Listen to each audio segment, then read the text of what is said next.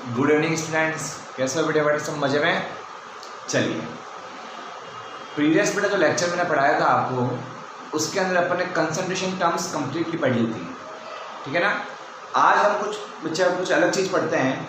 उसके अंदर सबसे पहले बात करता हूँ बेटा मैं, कुछ छोटी छोटी डेफिनेशंस हैं, सुनना ध्यान से। सैचुरेटेड सॉल्यूशन, क्या बेटा? Saturated solution. दूसरी टर्म है बेटा अनसैचुरेटेड सॉल्यूशन, और थर्ड टर्म है बेटा सॉल्युबिलिटी। तो आज अपन पहले बेटा इन तीन टर्म्स को पढ़ेंगे, ये टर्म्स क्या कहती है, उसके बाद फिर अपन नया टॉपिक स्टार्ट करेंगे। तो सुनिए, सबसे पहले बेटा बात करता हूं मैं, एक छोटी सी टर्म है सैचुरेटेड सॉल्यूशन। किसको आप सैचुरेटेड सॉल्यूशन बोलोगे?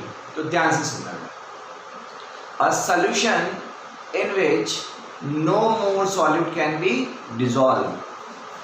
A solution in which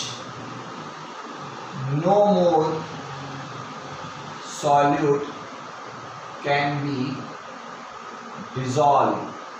No more solute can be dissolved is called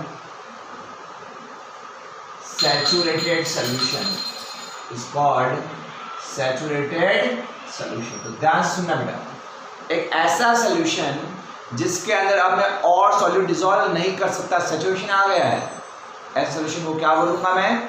saturated solution बोलूंगा। क्लियर हो गई बात आपको बेटा?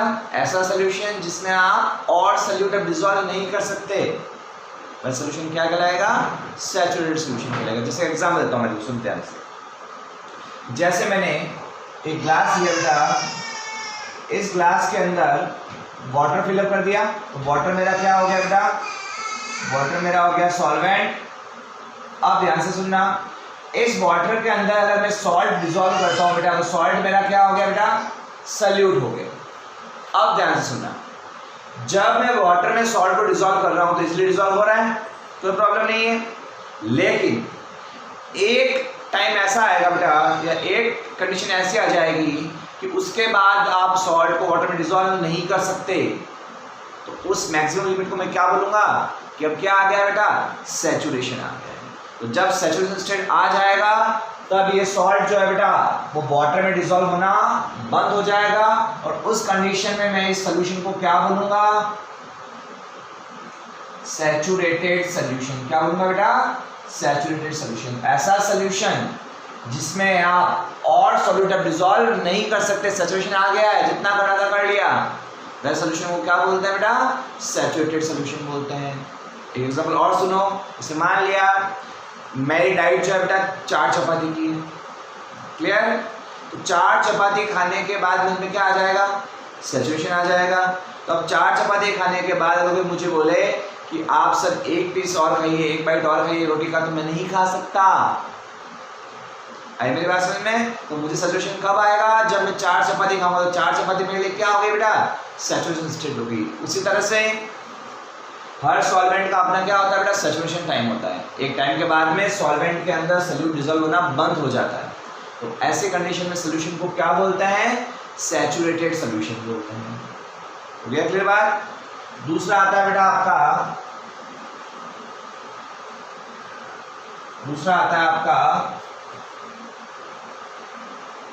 Unsaturated solution. अनसैचुरेटेड सॉल्यूशन, तो ध्यान से सुनना, सिंपल है, सैचुरेटेड का उल्टा करना है जस्ट आपको बेटा। ऐसा सॉल्यूशन जिसमें अभी भी आप और सॉल्यूट डिसॉल्व कर सकते हो, अभी भी सॉल्यूशन नहीं आया है, दैट मींस कैसा है? अनसैचुरेटेड है। तो solution in which more solute can be dissolved, more solute can be dissolved, जिसके अंदर अभी भी आप और सॉल्यूट डिसॉल्व कर सकते हो। जैसे कि मैंने क्या कहा था, मेरी डाइट कितनी बेटा? 4 चपाती की है। अगर मैंने 3 चपाती ही खाई है, तो अभी तक मैं कैसा हूं बेटा?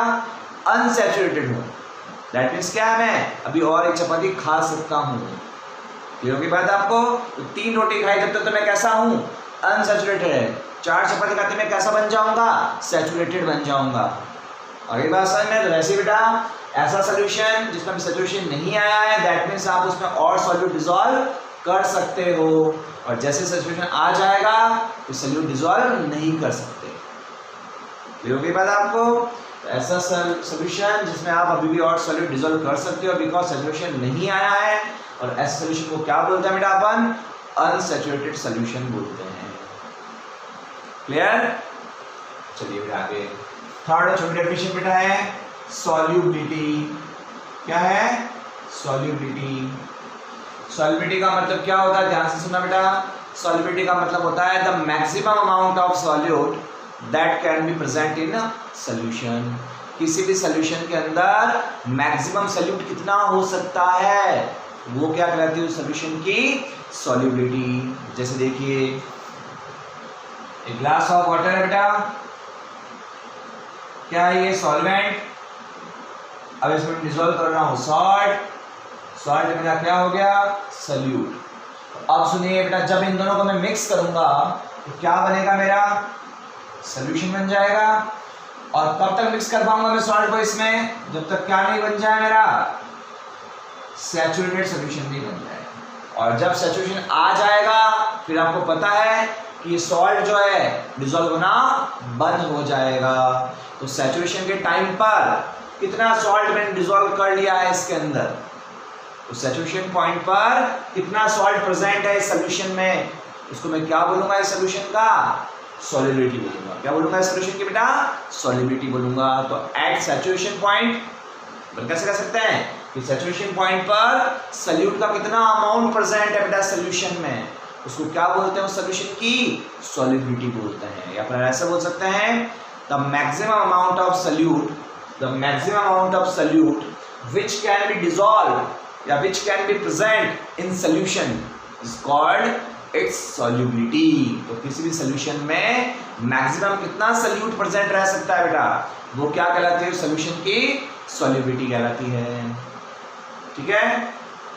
सॉल्युबिलिटी का सिंबल जो होता है बेटा एस होता है, और सॉल्युबिलिटी को रिप्रेजेंट करते हैं बेटा अपन किसमें? मोल पर लीटर में। किसमें रिप्रेजेंट करते हैं?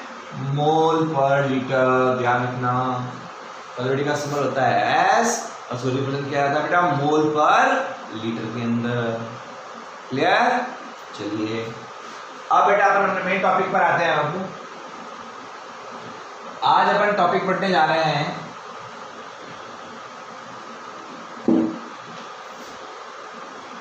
solubility of solid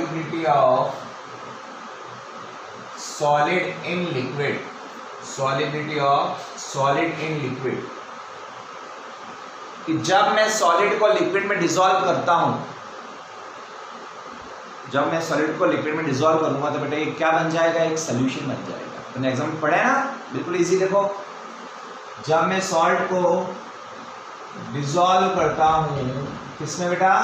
वाटर के अंदर, तो ये मेरा किसी एग्जाम्पल बन जाएगा। सॉल्ट क्या हो गया मेरा? सॉलिड। वाटर क्या बन गया मेरा? लिक्विड। तो ये किसका एग्जाम्पल बन गया मेरा बेटा? सॉलिड इन लिक्विड का। तो सॉल्ट इन वाटर, और we can say sugar in water. ये किसके एग्जाम्पल है आपके? सॉलिड इन लिक्विड के। क्लियर है? तो सॉल्ट को आप वाटर में डिसॉल्व करो बेटा, चाहे शुगर को आप वाटर में डिसॉल्व करो, किससे एग्जांपल है आपके? सॉलिड इन लिक्विड के। क्लियर हुई बात आपको? चलिए अब बात यहाँ पर ये नहीं करनी, बात अपन को ये करनी है यहाँ पर कि जब मैं किसी भी सॉलिड को लिक्विड में डिसॉल्व करता हूँ तो इस प्रोसेस पर कौन कौन से फैक्टर अपना अफेक्ट दिखाते हैं, कौन कौन से फैक्टर इस प्रोसेस को अफेक्ट करते हैं। तो आप सुनने में क्या बोल रहा हूँ? जब किसी भी सॉलिड को लिक्विड में डिसॉल्व करते हैं तो इस प्रोसेस पर कौन कौन से फैक्टर अपना इफेक्ट दिखाते हैं, वो स्टडी करनी बेटा अपन को यहाँ पर। ठीक है, तो ध्यान से सुनो। अपन पढ़ने वाले हैं अब factors affecting solubility of solid in liquid। जब मैं सॉलिड को लिक्विड में डिसॉल्व करता हूं तो उस प्रोसेस पर कौन कौन से फैक्टर अपना इफेक्ट दिखाएंगे। तो बिल्कुल इजी, ध्यान सुनना बेटा।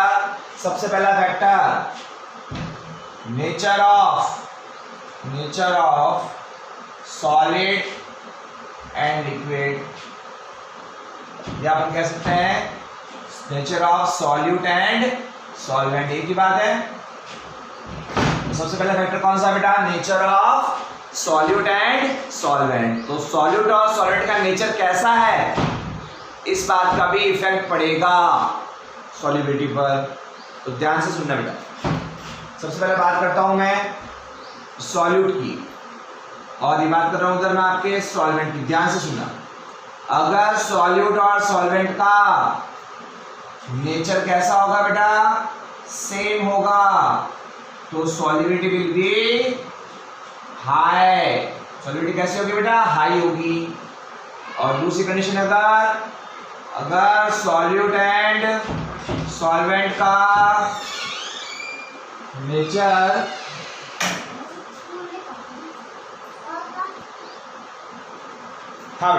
सॉरी सुनिए बेटा ध्यान से, अगर सॉल्यूट और सॉल्वेंट दोनों का नेचर बेटा अगर सेम है तो solubility will be very high. दूसरा देखो, अगर सॉल्यूट सॉल्वेंट का नेचर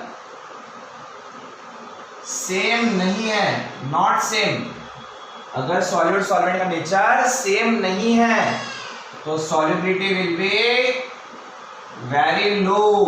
सॉल्युबिलिटी क्या होगी बेटा, बहुत ही लो हो गया, हो सकता है इनसॉल्युबल भी हो जाए। तो वापस सुन लीजिए, अगर सॉल्यूट सॉल्वेंट का नेचर सेम है तो सॉल्युबिलिटी क्या होगी बेटा, बहुत ज्यादा हाई होगी। इसके अदरवाइज अगर बात करें बेटा, अगर सॉल्यूट सॉल्वेंट का नेचर सेम नहीं है तो सॉल्युबिलिटी क्या होगी बेटा, बहुत लो होगी, और हो सकता है सॉल्युबिलिटी हो ही ना, सॉल्युबल भी ना हो। ठीक है, तो अपन ने क्या बात की बेटा, अपन बात कर रहे थे कि जब मैं सॉलिड को लिक्विड में डिसॉल्व करता हूं तो उस प्रोसेस पर कौन कौन से फैक्टर अपना इफेक्ट दिखाते हैं। तो सबसे पहला फैक्टर कौन सा था, nature of solid and liquid, या फिर अपन क्या कह सकते हैं, nature of solute and solvent. ये अपन सॉलिड कौन सा ले रहे हैं, सॉलिड ले रहे हैं, सॉल्वेंट कौन ले रहे हैं, लिक्विड ले रहे हैं, एक ही बात है, ऐसे बोलो चाहे ऐसे बोलो। ठीक है, तो मैंने क्या कहा इसके अंदर आपको कि अगर सॉल्यूट सॉल्वेंट दोनों का नेचर क्या है बेटा, सिमिलर है, तो सॉल्युबिलिटी विल बी हाई। दूसरी बात क्या की मैंने आपको, अगर सॉल्यूट सॉल्वेंट का नेचर सेम नहीं है तो solubility will B low. Clear. अब आपके दिमाग में एक क्वेश्चन आ रहा होगा कि सर हमें कैसे पता चलेगा कि सॉल्यूट सॉल्वेंट का नेचर सेम है या नहीं है। सही बात है ना, अगर देख पता चलता है नेचर सेम है या नहीं है। तो उसके लिए बेटा मैं एक बात बताता हूँ आपको, ध्यान से सुनना। नेचर कैसे चेक करते देखते हैं,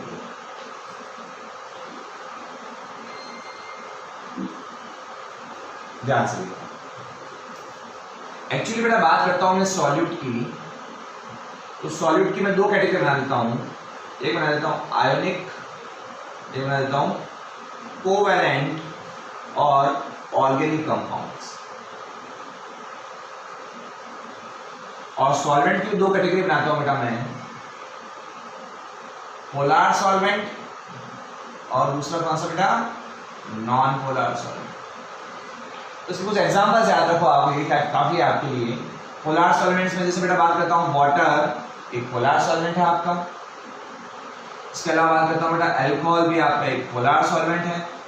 नॉन पोलर की बात करूँ तो बेटा बेंजीन, ईथर और CCl4, ये सब किसमें आते हैं बेटा, आपके नॉन पोलर सॉल्वेंट्स में आते हैं।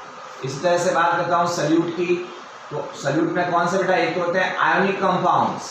कौन से होते हैं, आयोनिक कंपाउंड, जैसे देखो बेटा NaCl हो गया, KCl हो गया, CHCl हो गया, MgCl2 हो गए, ये सब कैसे बेटा आपके आयोनिक कंपाउंड्स है। कैल्शियम क्लोराइड हो गया, जिनमें आयोनिक बॉन्ड्स प्रेजेंट होते हैं, यानी पढ़ा अपन आयोनिक कंपाउंड्स, जिनमें आयोनिक बॉन्ड्स होते हैं, या मींस जो आयंस में डिवाइड हो सकते हैं। पढ़ा होगा आपने NaCl, Na क्या देता है आपको, Na+Cl- साइन देता है। तो ऐसे कंपाउंड्स जिनमें आयनिक बॉन्ड प्रेजेंट होता है या जो आयंस में डिसोशिएट हो सकते हैं, उनको क्या बोलते हैं बेटा, आयोनिक कंपाउंड्स बोलते हैं। दूसरे होते हैं ऑर्गेनिक कंपाउंड्स या कोवैलेंट कंपाउंड्स। तो ऐसे कंपाउंड्स जिनमें कोवैलेंट बॉन्ड होता है या जो ऑर्गेनिक नेचर के होते हैं, जिनमें कार्बन होता है, ये कौन से हैं आपके, देख लो आप, जैसे कि ले सकता हूँ मैं इसके अंदर ऑर्गेनिक कंपाउंड्स के अंदर एग्जाम्पल ले लो, जैसे पेट्रोल हो गया, पेट्रोल एक ऑर्गेनिक कंपाउंड है, कैरोसिन हो गया, ठीक है। इसके अलावा बात करते हैं अपन क्लोरोफॉर्म हो गया, ये सब कैसे बेटा आपके ऑर्गेनिक कंपाउंड्स हैं, क्योंकि इनमें क्या प्रेजेंट है, कार्बन प्रेजेंट है। क्लियर हो गई बात आपको? तो अब सुनिए बेटा, अगर आप एक सेकेंड, अब सुनिए, अगर आप आयोनिक सल्यूट लेते हो और उसको डिसॉल्व करते हो किसके अंदर, पोलर सॉल्वेंट में, तो क्या होगा बेटा, solubility will be high. Clear? अगर आप आयनिक को लेते हो सल्यूट और सॉल्वेंट कैसे लेते हो, नॉन पोलर लेते हो सॉल्वेंट, तो सॉल्युबिलिटी विल बी लो। ऐसा क्यों, ध्यान से सुनिए बेटा, आयोनिक सल्यूट और पोलर सॉल्वेंट जब आप लेते हो तब सॉल्युबिलिटी हाई होती है। क्यों? क्योंकि जो सॉल्यूट आयनिक होता है ना बेटा, उसका नेचर कैसा होता है, पोलर, और सॉल्वेंट भी कैसा ले रहे हो आप, पोलर। तो पोलर नेचर सेम नहीं हुआ क्या? वापस सुनिए क्या कह रहा हूं मैं, अगर आप आयनिक लेते हो सल्यूट और पोलर लेते हो सॉल्वेंट, सॉल्युबिलिटी क्या होगी बेटा, हाई होगी। क्यों हाई होगी, सुनिए ध्यान से, क्योंकि आयनिक सल्यूट जो होता है बेटा वो नेचर में कैसा होता है आपका, पोलर नेचर का होता है। कैसा होता है बेटा, पोलर नेचर का। इसलिए क्या है, इसमें सॉल्युबिलिटी क्या होगी बेटा, इसकी हाई होगी। दूसरी कंडीशन, अगर आप सल्यूट लेते हो आयनिक और सॉल्वेंट लेते हो नॉन पोलर, तो अब सुनिए ध्यान से, मैंने क्या कहा, आयनिक सल्यूट कैसा होता है नेचर में, पोलर होता है, और सॉल्वेंट कैसा ले रहा आप, नॉन पोलर होता है। नेचर क्या हो गया बेटा, डिफरेंट नेचर हो गया, और डिफरेंट नेचर होने की वजह से सॉल्युबिलिटी क्या हो गई बेटा, लो हो गई। फिर वही बात, थर्ड कंडीशन देखो, अगर आप सल्यूट लेते हो बेटा कैसा, कोवेलेंट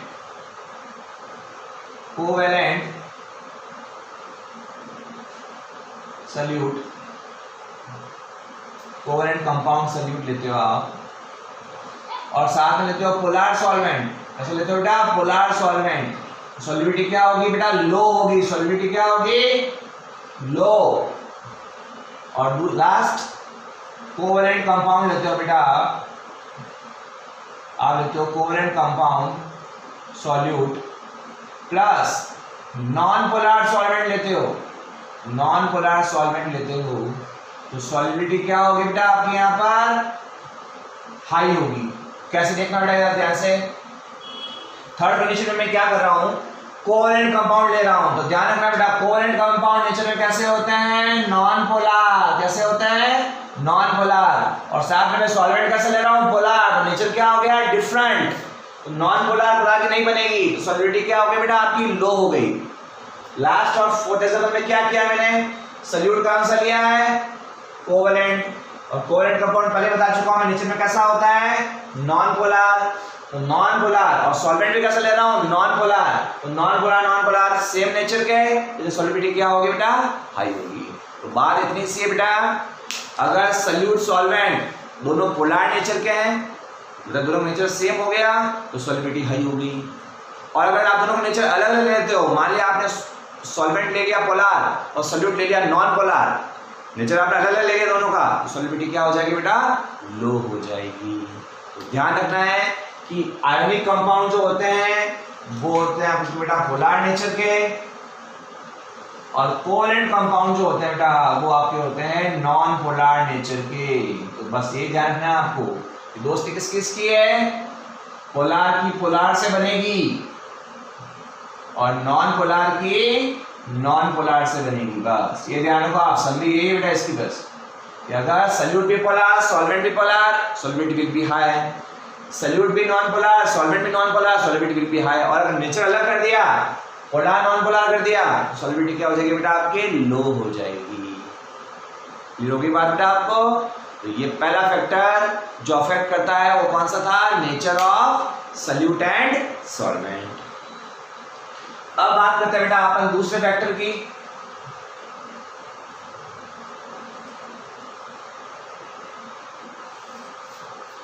दूसरा फैक्टर बेटा है प्रेशर। दूसरा फैक्टर कौन सा है? प्रेशर। अब प्रेशर कैसे अफेक्ट करेगा सॉलिबिलिटी को, ध्यान से सुनना बेटा, ध्यान रखना है। No effect of pressure, no effect of pressure on solubility of solid in liquid. ध्यान से सुनना बेटा, no pressure of effect, no effect of pressure on solubility of solid in liquid. ध्यान से सुनना बेटा, जब मैं किसी भी सॉलिड को लिक्विड में डिसॉल्व करता हूं उस कंडीशन में प्रेशर का कोई इफेक्ट नहीं पड़ेगा, चाहे प्रेशर ज्यादा लगाओ चाहे कम लगाओ, सॉलिड की लिक्विड में सॉलिबिलिटी पर कोई इफेक्ट नहीं पड़ेगा। नो इफेक्ट, इस प्रोसेस पे कोई इफेक्ट नहीं डालेगा प्रेशर बेटा। तो ऐसा क्यों है बेटा कि प्रेशर बढ़ा रहा हूं या कम कर रहा हूं तो इफेक्ट क्यों नहीं पड़ रहा है? तो ध्यान से सुनना बेटा, आपने छोटी क्लासेस में सॉलिड का स्ट्रक्चर पढ़ा होगा बेटा। सॉलिड्स कैसे होते हैं, सॉलिड पार्टिकल्स कैसे होते हैं बेटा? बिल्कुल क्लोजली पैक, आपने पढ़ा होगा सॉलिड का स्ट्रक्चर। सॉलिड के स्ट्रक्चर में क्या होता है, पार्टिकल्स जो होते हैं सॉलिड के बिल्कुल क्लोजली पैक होते हैं, उनके बीच में स्पेस बहुत ही कम होता है, ना के बराबर होता है। अब सुनिए बेटा, जब सॉलिड्स के अंदर पार्टिकल्स की जो स्पेस वैसे ही नहीं है तो आप कितना भी प्रेशर लगाओ ना, क्या पार्टिकल्स क्लोज आएंगे क्या? जब सॉलिड्स के अंदर बेटा पार्टिकल्स वैसे ही इतने क्लोज है कि आप प्रेशर लगाने से क्या फर्क पड़ने वाला है, पार्टिकल्स पास में थोड़ी आएंगे। तो इसीलिए अपन कह सकते हैं कि जब सॉलिड को लिक्विड में डिसॉल्व करता हूं तो इस प्रोसेस पर प्रेशर का कोई इफेक्ट नहीं पड़ता है, because solids are highly, word use करना पड़ेगा यहाँ पर आपको, इनकम्प्रेसेबल। क्या यूज करना पड़ेगा बेटा? Solids are highly incompressible. बस ये ध्यान रखना है आपको, सॉलिड्स कैसे होते हैं बेटा आपके? इनकम्प्रेसेबल होते हैं, सॉलिड्स कंप्रेस नहीं होते हैं। और जो स्टेट कंप्रेस नहीं होती बेटा उस पर प्रेशर का कोई इफेक्ट नहीं पड़ता है। प्रेशर का मेन काम क्या है बेटा? कंप्रेस करना, जैसे गैस को अपन कंप्रेस करते हैं। अभी बात सुना आपको, तो सॉलिड्स कैसे होते हैं बेटा? इनकम्प्रेसेबल होते हैं, कंप्रेस होते ही नहीं है। तो प्रेशर का मतलब क्या? अभी बात सुना आपको, सॉलिड्स कैसे होता है बेटा? इनकम्प्रेसेबल होते हैं, इन पर ये कंप्रेस नहीं होते, नॉट कंप्रेसेबल। सॉलिड्स कैसे होते हैं बेटा? नॉट कंप्रेसेबल, इन पर प्रेशर कोई इफेक्ट भी नहीं पड़ेगा बिकॉज ये कंप्रेसेबल नहीं होते हैं। तो प्रेशर का इफेक्ट कब पड़ता है बेटा? ध्यान रखना, प्रेशर का इफेक्ट उसी कंडीशन में पड़ता है जब कोई भी ऑब्जेक्ट या कोई भी स्टेट क्या हो? कंप्रेसेबल हो। सॉलिड्स जो भी होते हैं, सॉलिड्स कैसे होते हैं? इनकम्प्रेसेबल होते हैं, इसलिए इन पर प्रेशर का कोई भी इफेक्ट नहीं पड़ता। इसीलिए जब मैं सॉलिड को लिक्विड में घोलूंगा, डिसॉल्व करूंगा, तो इस प्रोसेस में प्रेशर अपना कोई भी इफेक्ट नहीं दिखाएगा। ध्यान रखना बेटा, तो एक लाइन लिखना जरूरी है आपको, सॉलिड्स आर हाईली इनकम्प्रेसेबल। सॉलिड्स कैसे होते हैं बेटा? हाईली इनकम्प्रेसेबल होते हैं, इसीलिए इन पर प्रेशर का कोई इफेक्ट नहीं पड़ता। तो इसीलिए जब मैं सॉलिड को लिक्विड में घोलूंगा इस प्रोसेस पर भी प्रेशर का कोई इफेक्ट नहीं पड़ने वाला। जो कि बात आपको, चलिए थर्ड बेटा है कॉमन आयन इफेक्ट। क्या है? Common ion effect. थर्ड बेटा आपका common ion effect. Common ion effect क्या कहता है? ध्यान से सुनना, if there is presence of common ion in solute and solvent, in this condition solubility will be low। इस कंडीशन में क्या होगा बेटा? सॉल्युबिलिटी कैसे होगी आपके? लो होगी। ध्यान से सुनना, मैं दो सॉल्यूट ले रहा हूं, एग्जांपल दे रहा हूं, आप ध्यान सुनना। जैसे मान लिया मैं सॉल्यूट किया बेटा अमोनियम क्लोराइड और सॉल्वेंट लिया मैंने NH4OH। सॉल्यूट क्या लिया? NH4Cl और सॉल्वेंट क्या लिया बेटा? NH4OH। अब देखो इनको आयनाइज करो बेटा, जब आप इनको आयनाइज करोगे तो आपको क्या मिलेगा? NH4+, कौन सा आयन है ये? Ammonium ion, plus Cl-। इसको आयनाइज करो, NH4 plus plus OH minus, क्या बोलते हो माइनस को, हाइड्रोक्साइड आयन। अब आपको कंपेयर करो बेटा, देखो ध्यान से, सॉल्यूट और सॉल्वेंट को जब मैंने आयनाइज किया तो इन दोनों के अंदर एक आयन कॉमन आ रहा है, वो कौन सा है, अमोनियम आयन। कौन सा आयन कॉमन आ रहा है, अमोनियम आयन। तो ध्यान रखना कि जब सॉल्यूट और सॉल्वेंट को आप आयनाइज करते हो और उन दोनों के अंदर कोई भी आयन कॉमन आ जाए, कोई भी एक आयन कॉमन आ जाए, तो ऐसी कंडीशन को अपन बोलते हैं कॉमन आयन इफेक्ट। क्या बोलते हैं, कॉमन आयन इफेक्ट। और ये कंडीशन जब आ जाती है बेटा तो सॉल्युबिलिटी क्या हो जाती है बेटा, कम हो जाती है। सॉल्युबिलिटी क्या हो जाती है, कम हो जाती है। ध्यान रखना आपको कि कॉमन आयन इफेक्ट की वजह से सॉल्युबिलिटी क्या हो जाएगी, लो हो जाएगी। क्या हो जाएगी बेटा, लो। क्लियर हो गई बात आपको अच्छे से। तो तीन फैक्टर कौन कौन से पढ़े बेटा अपन ने आज। सबसे पहला nature of solute and solvent, दूसरा बेटा आपने इफेक्ट ऑफ प्रेशर, और थर्ड बेटा अपन ने बेटा कॉमन आयन इफेक्ट। तो तीन फैक्टर्स जो इफेक्ट करते हैं किसको, सॉल्युबिलिटी ऑफ सॉलिड लिक्विड को। तो जब मैं सॉलिड को लिक्विड में डिसॉल्व करता हूं तो ये तीन फैक्टर्स प्रोसेस को अफेक्ट करते हैं।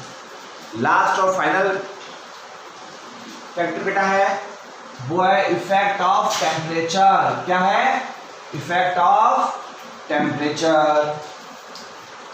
फोर्थ और लास्ट फैक्टर कौन सा बेटा आपका, इफेक्ट ऑफ टेम्परेचर। तो ध्यान से देखना क्या कहता है इफेक्ट ऑफ टेम्परेचर, ध्यान से सुनो। अगर रिएक्शन कैसी है, अगर जो रिएक्शन या प्रोसेस, रिएक्शन या प्रोसेस अगर कैसा है बेटा, एक्सोथर्मिक है। रिएक्शन या प्रोसेस कैसा है, एक्सोथर्मिक है। मतलब क्या हुआ, एक्सोथर्मिक का मतलब क्या हुआ, हीट या एनर्जी कह सकता हूं मैं, हीट या एनर्जी क्या हो रही है उसमें बेटा, रिलीज हो रही है। अगर किसी प्रोसेस में, अगर कोई प्रोसेस बेटा कैसा है, एक्सोथर्मिक है, दैट मींस उसमें क्या होगा, हीट या एनर्जी क्या होगी, रिलीज होगी। फिर बात है, तो ऐसे प्रोसेस के लिए अगर आपको, ऐसे प्रोसेस में अगर आपको सॉल्युबिलिटी बढ़ानी है तो कैसे बढ़ेगी, ध्यान रखना, टेम्परेचर आपको क्या करना पड़ेगा, लो करना पड़ेगा। टेम्परेचर क्या करना पड़ेगा बेटा, लो करना पड़ेगा। फर्स्ट कंडीशन तो ये हो गई।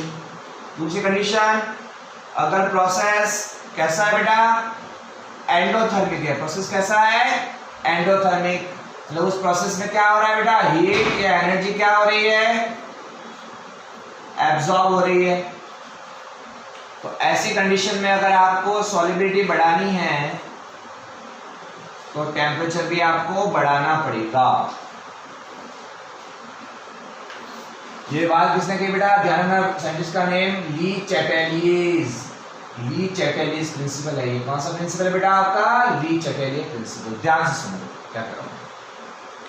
जब किसी भी सॉलिड को लिक्विड में डिसॉल्व करते हैं, पढ़ा अपन एग्जांपल, शुगर वाटर में डिसॉल्व करना या सॉल्ट को वाटर में डिसॉल्व करना। तो जब किसी भी सॉलिड को लिक्विड में डिसॉल्व करते हैं तो इस प्रोसेस पर टेम्परेचर अपना इफेक्ट कैसे दिखाता, ध्यान रखना। तो टेम्परेचर कैसे इफेक्ट दिखाएगा, ध्यान से सुनना बेटा।